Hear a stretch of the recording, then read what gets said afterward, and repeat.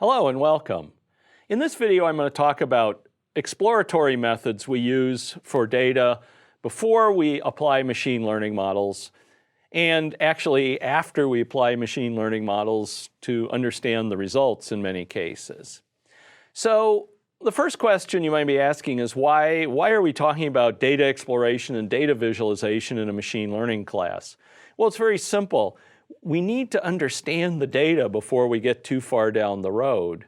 We're dealing with complex data sets almost invariably, and it can be a real challenge to understand what the content of the data are, what the relationships between, say, features and label are, and what's just noise, what's content of that data that's going to cause us problems when we go to train machine learning models. And the more time you spend exploring and understanding the data, the less time you're going to waste building the wrong model or getting substandard results. And our goal is always to make the best use of the information in the data set. We're trying to understand what parts of the data really inform understanding the label and what is just redundant or noise or errors or something like that, right? So we're trying to avoid problems. We're trying to avoid backtracking and having poor results from our machine learning model. And I would go so far as to say that machine learning without understanding the data, without doing a detailed exploration, is just a waste of time. Maybe you'll get lucky. Maybe you're like the luckiest person in the world, but I wouldn't bet on it. It's one of those cases you build your own luck, and you're going to build your own luck in machine learning by understanding the data and exploring it. So what are you looking for? What's the point here? First off, obviously just general characteristics of the data. How big is it? What data types are there? How many features are there? What kind of label is there? You know, these are very simple questions to ask, but if you don't really understand that, you're really not even at the starting gates. And you can look at summary statistics. You can look at things like if it's numeric features or numeric label, what's the mean, the median, the quantiles, things like that. So you understand the scale and range of variables, and you're looking also for errors and outliers. You're doing this both through statistical methods and visualization. And there's a difference between errors and outliers, which we'll talk about, but it's keep that in mind. It's not, an error is one thing. An outlier may actually be interesting data. For numeric features particularly, we want to understand the distribution of the feature or the label, if the label is a numeric label as opposed to a categorical label. For categorical variables, instead of like distributions, we look at frequencies.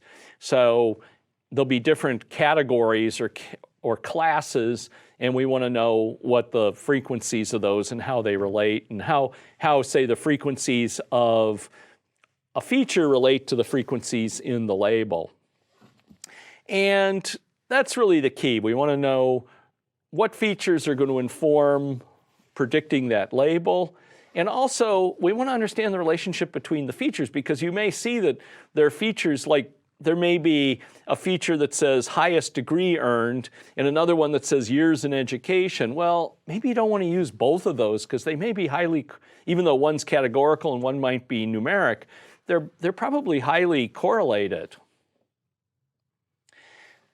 So let's talk about the process here. Data exploration is iterative. There's no linear path. There's no recipe I can give you that starts at the top and you fall out at the bottom and you're done. You plan on repeating steps, plan on going back and doing things.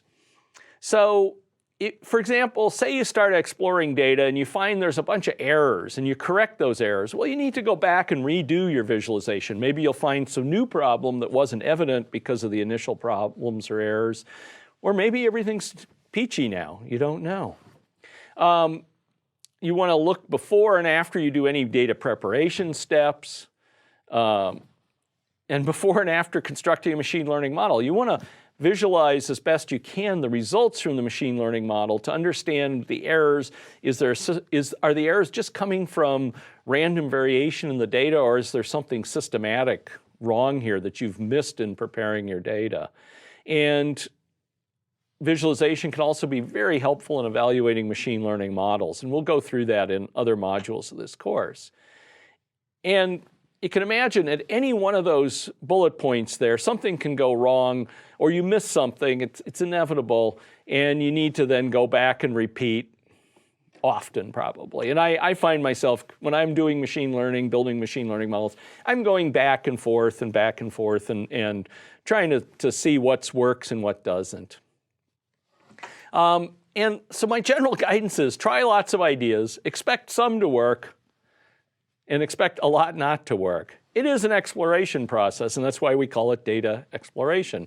So just like if you landed on an island and you had no map and you had to find resources to survive on an island that you might be stranded on, you need to find water and food and other things, maybe find areas to avoid with hostile animals or something like that. You're going to explore and you're not going to know where to go to start with.